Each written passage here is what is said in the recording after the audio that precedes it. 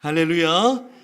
오늘도 주를 예배하는 여러분 한 분 한 분에게 우리 주님의 크신 사랑과 은혜가 충만하기를 간절히 소망합니다.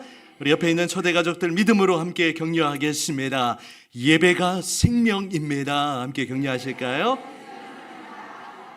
자, 또 다른 분들에게 예배의 모든 것을 겁시다. 예배의 모든 것을 겁시다. 여러분, 우리가 예배를 지키면 이 예배가 우리를 지켜줄 줄 믿습니다. 우리가 예배하는 일을 소홀하게 여겨서는 안 되겠어요. 어떻게 해서든지 거룩하고 복된 주일을 지키고 예배하는 일에 우리의 모든 것을 걸면 하나님이 우리의 삶을 책임져 주실 줄 믿습니다. 오늘은 전체 목장 모임이 있는 날입니다. 설교를 길게 할 수가 없겠고요. 오늘 또 잠깐 말씀 듣고 목장별로 우리 풍성한 말씀과 또 삶의 나눔이 있는 그런 목장 모임이 되기를 기도합니다. 이제 우리 교육부서가 킹덤 스토리를 따라서 매주 설교와 또 공과 공부를 그렇게 진행하고 있는데요. 주일 오후에는 우리가 교회학교 본문 킹덤 스토리의 순서를 따라서 이렇게 설교를 진행하고 있습니다. 이제 킹덤 스토리가 신약으로 접어드렸어요. 그래서 오늘은 순서를 따라서 마태복음 4장의 본문으로 설교 제목 같이 한번 읽어봅니다. 힘차게 시작. 마귀의 유혹을 물리치라. 다시 한번 시작. 마귀의 유혹을 물리치라 라는 제목으로 혜연 전사 목소리인가요? 누구 목소리? 네, 좋습니다. 함께 말씀을 나누기 원합니다. 여러분, 마귀가 유혹하면 어떻게 해야 됩니까? 물리쳐야 되는데 우리는 연약하여서 어떻게 해야 되죠? 물리치지 못하고 유혹에 말려들 때가 많이 있어요. 여러분, 마귀는요 호시탐탐 기회를 노리고 있습니다. 우리가 마귀 하면은 보통 뿔 달린 이런 무시무시한 마귀의 모습을 생각하는데 성경은 사단이 자신을 광명한 천사로 가장한다라고 그렇게 표현하고 있죠. 달콤하게 우리를 유혹하는 거예요. 오늘 오예배 빠지고 그냥 집에 가서 푹 쉬어. 힘들게 목장 모임까지 그렇게 왜 해? 이런 마음이 들까요? 안 들까요? 네, 제가 목사가 아니었으면 오예배를 드렸겠는가 한번 생각을 해보게 됩니다. 여러분, 사단이 마귀가 사람을 유혹할 때 즐겨 사용하는 네 마디의 말이 있다고 합니다. 첫 번째는 이 정도면 괜찮겠지 라는 말이죠. 작은 실수 하나가 사람을 이 멸망의 구렁텅이로 몰아가는 거예요. 작은 것에 타협하기 시작하면 우리의 삶 전체가 나락에 떨어지게 되어 있습니다. 두 번째 말은 뭘까요? 딱 한 번인데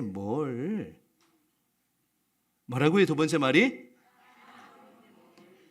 사단은 항상 딱 한 번이라는 그 말을 유혹의 무기로 사용합니다. 넘어가면 안 돼요. 세 번째 말은요, 너는 아직 젊어라는 말입니다. 이건 젊은이들에게 아직도 우리 80대셔도 아직도 마음은 이팔 청춘인 분들 많이 계세요. 우리 교회 힘이 넘치십니다. 그렇게 건강하게 사시면 좋겠어요. 사단은 이제 늘 그렇게 속삭이죠. 이 교회에 나가기에 너무 시간이 아깝지 않아? 아직 젊잖아. 마음껏 즐기고 마음껏 그렇게 누려라는 유혹으로 우리를 삼키려고 합니다. 우리 청년 세대들, 또 우리 젊은 세대들, 이런 유혹에 넘어가지 마시기 바랍니다. 네 번째 마귀의 말이 있습니다. 무엇일까요? 누구나 다 이렇게 사는데 뭘 그렇게 유별나게 해? 라는 말입니다. 적당하게 타협하라는 그런 유혹을 늘 그렇게 우리를 향해서 하고 있죠. 적당하게 믿고 적당하게 신앙생활하라는 그런 유혹을 우리는 늘 받게 됩니다. 여러분, 이 네 마디 사단의 말 중에 최근에 여러분이 넘어간 말은 어떤 말이에요? 혜연 전사님 어떤 말이 넘어갔어요? 다 넘어갔어요? 이 전도사가 넘어가면 안 되는데.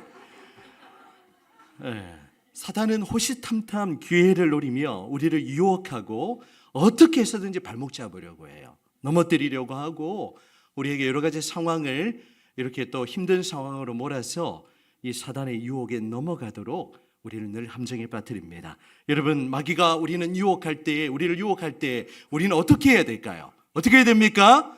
답을 알고 있어요. 어떻게 하면 됩니까? 누구의 이름으로? 예수님의 이름으로 어떻게 하면 됩니까? 물러나면 물리치면 되는 거예요. 자, 오늘 본문에도 우리 예수님이 공생의 사역을 시작하시기 전에 이제 마귀의 세 가지 유혹을 받게 되는데요.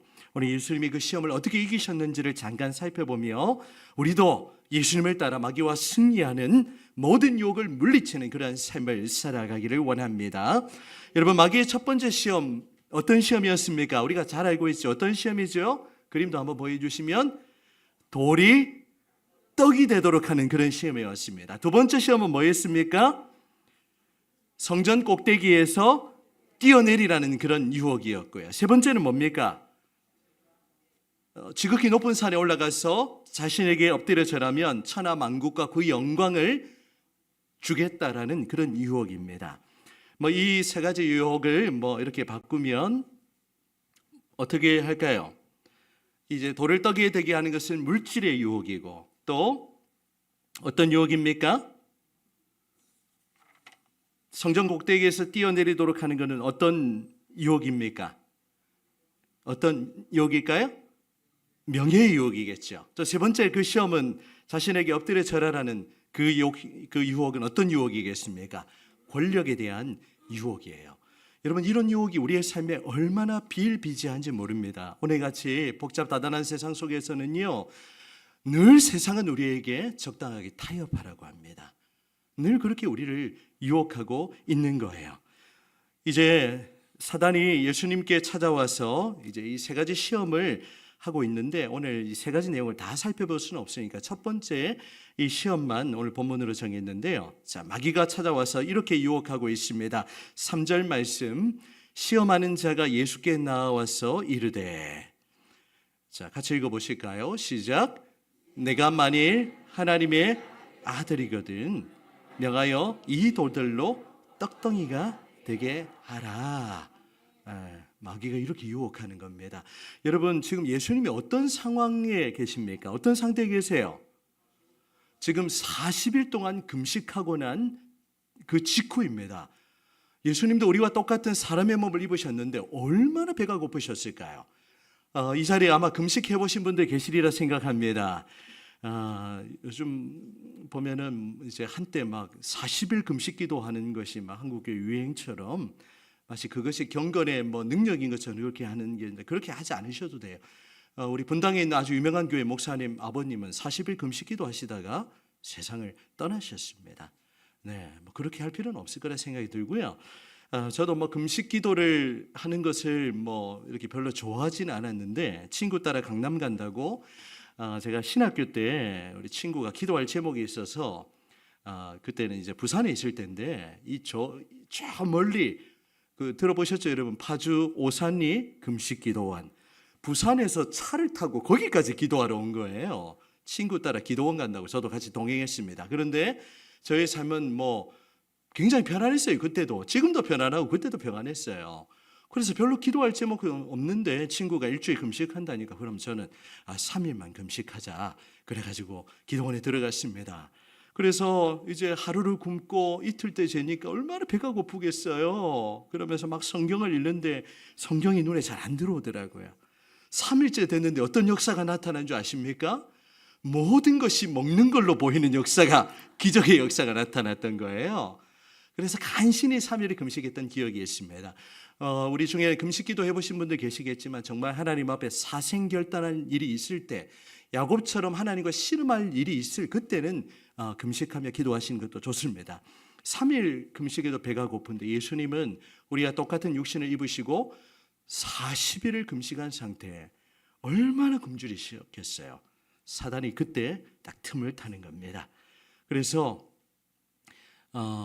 마귀는 교묘하게 다가와서 내가 만일 하나님의 아들이거든 명하여 이 돌들로 떡덩이가 되게 하라는 이런 시험을 주는 거예요. 여러분, 이런 유혹이 얼마나 많이 있는지 모릅니다. 사람은요, 이게 육을 가진 존재이기 때문에 우리의 삶에 부족함이 생기게 되면 굉장히 힘들어지죠. 그리고 이제 그 육신적인 필요를 채우기 위해서 올인하게 되어 있습니다. 사람은 누구나 다 그래요. 피곤하면 잠을 자고 싶고요. 또 배가 고프면 음식을 먹고 싶고, 그것이 우리 인간의 본성이죠. 하지만 이제 마귀가 교묘하게 찾아와서 이 떡을 가지고 예수님을 유혹한 것, 그것이 바로 어떤 의미이겠습니까? 우리의 물질적인 것을 가지고 우리에게 틈을 타는 거예요. 우리를 유혹하고, 이런 유혹 우리가 늘 받죠. 우리가 이제 하나님 앞에 11조 헌금을 드리는데 11조 헌금은 여러분 분량을 따라 드리시면 됩니다. 11조를 드릴 만한 믿음이 없으면 드릴 수 없는 거예요. 억지로 드리는 게 아닙니다. 하지만 하나님 앞에서 이제 정말 이 나의 모든 물질이 하나님의 것이라는 믿음이 있으면 그 가운데 10분의 1을 구별하여 하나님 앞에 드리는 거예요. 그런데 이런 마음이 들죠.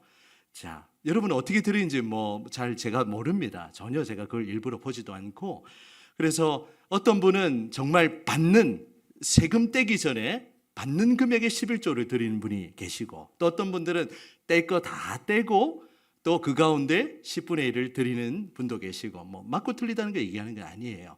그래서 물질적인 필요, 때론 이런 마음이 들죠. 우리의 삶이 어려워지면 이번 달은 그냥 넘어가고 다음번에 드리지, 이런 마음들도 들기도 하고. 그래서 여러분이 혹시라도 신앙생활 하시면서 이 하나님 앞에 헌금하는 것 때문에 시험에 드는 일이 절대로 없으시기 바랍니다. 여러분이 하나님 앞에 드리는 그 모든 예물, 저는 절대 허투루 사용되지 않도록 그렇게 필요한 곳에 그렇게 사용하려고 합니다. 이런 물질의 유혹, 얼마나 이런 또 명예의 유혹, 권력의 유혹, 사람들이 여러분에게 접근해서 내가 이런 자리 줄 테니까 적당하게 타협하고 거짓말 좀 하고 이렇게 유혹하는 것, 직장생활 하시는 분들 부지기수로 경험하실 거예요. 그런 유혹이 찾아올 때 여러분 어떻게 하시면 됩니까? 어떻게 하시면 됩니까? 아까 사단의 유혹의 말처럼 그렇게 물러가라 하면 되는데, 늘 우리 안에는 타협하고 싶은 그런 마음이 우리 안에 늘 도사리고 있는 거예요. 자, 예수님도 이런 유혹에 찾아왔을 때 예수님이 어떻게 이 시험을 이겨내셨는지 우리 4절 말씀을 같이 한번 읽어보도록 하겠습니다. 같이 읽습니다. 시작. 예수께서 대답하여 이르시되 기록되었으되 사람이 떡으로만 살 것이 아니요 하나님의 입으로부터 나오는 모든 말씀으로 살 것이라 하였느니라 하시니 아멘. 예수님은 이 마귀의 유혹을 단호하게 거절하셨습니다. 그러면서 기록된 하나님의 말씀으로 이 모든 유혹을 완전히 박살내고 계시죠. 조금도 머뭇거리지 않으셨습니다. 예수님은 특별히 기록된 하나님의 말씀으로 마귀의 시험을 이기셨어요. 여러분 성경을 보시면 기록되었으되 다음에 기억이라고 표시되어 있는 걸 여러분 성경 보면 보실 수 있습니다. 표시되어 있나요? 네, 이거는 각주를 의미합니다. 아래 내려가 보시면 그 기억 부분에 구약의 성경 구절이 언급되어 있죠. 어느 성경입니까? 신명기 8장 3절에 이 구약의 신명기의 말씀을 인용해서 거기에 보면 어떤 말씀이 있죠? 8장 3절 한번 띄워주시겠습니까? 자, 너를 낮추시며 너를 줄이게 하시며 또 너도 알지 못하며 내 조상들도 알지 못하던 만나를 내게 먹이신 것은 같이 읽습니다. 시작. 사람이